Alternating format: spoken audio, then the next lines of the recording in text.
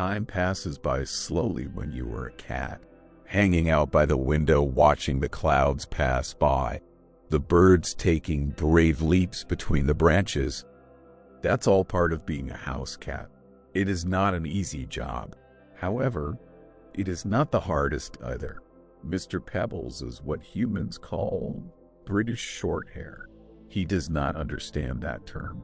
He was not raised up in Britain. Actually, he has never been outside this house except the times that the humans go on longer hunting expeditions. The daily routine of Mr. Pebbles is not so different most days. He likes to wake up around 6 o'clock and roam around in the house. If he is not up for a lonely morning, he also likes to wake up the humans who would be in their third sleep cycle already. Waking up a human is not an easy process. It requires perseverance and a lot of attention. To stand by the bedroom door and to meow for almost half an hour is not tailored for everyone. Mr. Pebbles is really good at it, though. That is something that he takes pride on. That is what a loyal cat should be doing, waking up the lazy humans when it is time to eat and drink. This is a fact. They would starve if it were not for him. All the things that he needs to attend to. A lot of responsibility is loaded on his tiny shoulders. Mr. Pebbles' humans mumble some sounds from their mouth, which he does not understand. Sometimes he grasps what they want. It is mostly reassurance and some cuddles. They need that when they cry, because they cannot hunt as good as Mr. Pebbles. It must be a difficult existence, he thinks to himself, with those weird limbs what they call legs and arms. They sometimes even weep when they watch these little things they hold in their hands with pictures. Just get over it already, he thinks. You have priorities, humans. It is time to go hunting. Although he actually knows that they are terrible with it, maybe it would be better if they did not at all. It makes him anxious that they might harm themselves with those arms and legs trying to survive in the outside world. Every now and then he suspects they are so hopeless that they want to eat his cat food. He would share it definitely if there were enough, but it is never enough.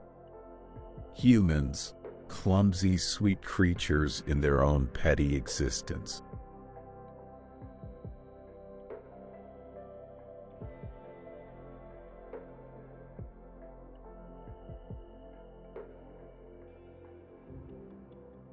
He also has hard days. It is not always rainbows and clouds passing by. Sometimes there are intruders in the house. Obviously, humans cannot do much about it. The other day, there was this beetle who managed to get through the insect net from the door opening to the porch. That lousy thing had to be taken care of. As good as a hunter he is, it is not easy to catch a beetle.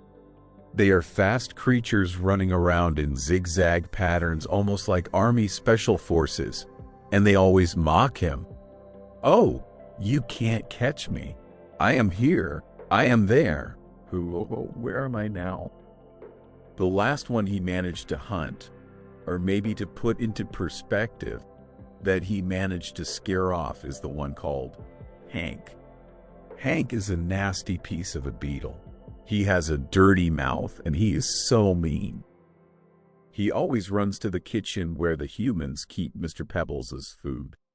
Once he caught him stealing a berry. If he had not interfered, that would have been a catastrophe. What were the humans doing during that time? Sleeping. Oh, they like to sleep. No misunderstandings here. Mr. Pebbles likes to sleep too. He just does not like that they sleep when he's awake. That's an issue for another day, though. What was really bugging Mr. Pebbles today was a spider. She likes to call herself Mrs. House Spy. Mr. Pebbles just calls her House Spy. It sounds funnier because he imagines a cartoonish apple pie walking around with those flimsy legs. You should not underestimate how annoying a spider can be. She is even nastier than Hank. House Spy is really sneaky. She lives at the garden in front of the porch, but just makes occasional intrusions to the house, especially when Mr. Pebbles likes to take a nap. Mr. Pebbles hunted her a few times, or to put into more perspective again, let's say he almost caught her. She was really terrified though. Almost did not make it. Mr. Pebbles knew that would be a deterrent, but apparently she did not learn her lesson. One day, he promised himself, one day I will catch her and she won't be getting out of here in one piece. What a surprise! The humans were just watching TV, acting as if their lives were not compromised by this peril. He could also hear them giggling. What do you expect from such lousy hunters? They do not realize how treacherous life can be. Today was one of those days that House Spy sneaked inside again. She occasionally likes to hang down from the ceiling by the window and talk to him. Mr. Pebbles knew that this was not a winning game on a fair ground. He played along with the mind games of House Spy. He would catch her when the time was right. She told him, "Oh, I missed you, Mr. Pebbles. It has been a long time since we caught up." I will catch up with you, Mr. Pebbles thought. I will catch up with you and you will see. Have you seen Hank lately? I am worried about him. He has not showed up the last few days.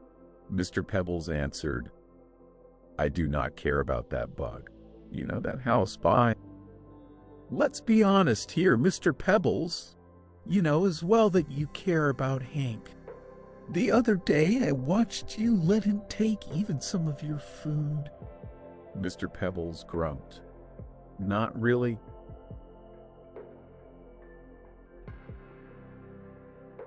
There might be a true side of it though, Mr. Pebbles thought. It can be really lonely sometimes. And how can he put it? A frenemy like Hank can be useful for having just some fun. All he wants is though to have his peace from these two nasty creatures. They are annoying and they have too many legs, even more annoying than humans. As he was lost in his thoughts, they both heard a dramatic sneeze from the corner of the room. It was Hank. He was wearing a little bug scarf and a bug hat. Where did they make those? Mr. Pebbles wondered. It looks like a nice fit. Hi guys, I have been dealing with a lot lately. Got what they called the bug flu, Hank said. Home Spy took off her backpack and took out a cup of herbal tea out of it. I don't know how she does it, thought Mr. Pebbles. She somehow always manages to find the right thing at the right time in that bag. Hank welcomed the warm cup of tea with his antennas. Oh guys, I missed you, he said. I have so much to tell. Hank started explaining enthusiastically the dull story of how he ended up with the cold. As he was listening, Mr. Pebbles thought, it is nice to have friends. Sorry, frenemies. Who am I kidding, he considered. They are really my friends.